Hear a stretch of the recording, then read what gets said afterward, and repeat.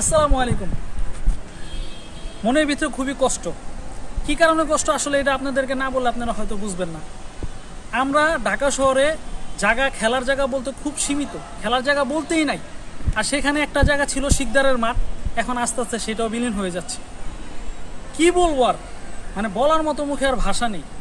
এক তো বৃষ্টি হয়ে পোলাপাইন ফুটবল খেলে আমাদের মাঠ পুরা শেষ শেষ বলতে চলে। তুমি মাঠগুলো দেখাও, তাহলে হয়তো সবাই বুঝতে পারবে।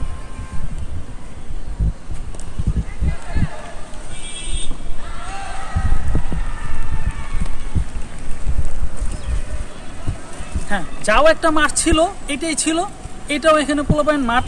বৃষ্টি বৃষ্টি আসছে, এরপরে পোলাপাইন ফুটবল খেলে মাঠটা এটাও শেষ করে দিচ্ছে। মানে এই মাঠের অলরেডি মৃত্যু, এটা ডেট হয়ে গেছে রে ভাই। এই মাঠের আর কোনো মানে জান বলতে আর কিচ্ছু নাই। যাও আমরা ভাবছিলাম, উদ্যোগ নিয়েছিলাম নিজেরা যে আমরা এই মাঠটা পরিচর্যা করব, পরিচর্যা করে আমরা এখানে খেলবো, কিন্তু এই মাঠের মৃত্যু হয়ে গেছে। এই মাঠ ডেট, এই মাঠে আর খেলা পসিবলই না, কোনোভাবে সম্ভব না। এখন যদি এইখানে যদি আমরা যদি টেরাগাইনাও চালাই, তারপর আর এই মাঠ আর পসিবল না, এই মাঠ আর কমপ্লিট হবে না। আর এইখানে আরেকটা মজার বিষয়, মানে এটা আমি কি এখন হাসুম না কান্দুম, ওই যে পাশে কত সুন্দর দেওয়াল উঠে, ওইখানে আরেকটা কি জানি করবে, আল্লাহ মাহবুদি জানে।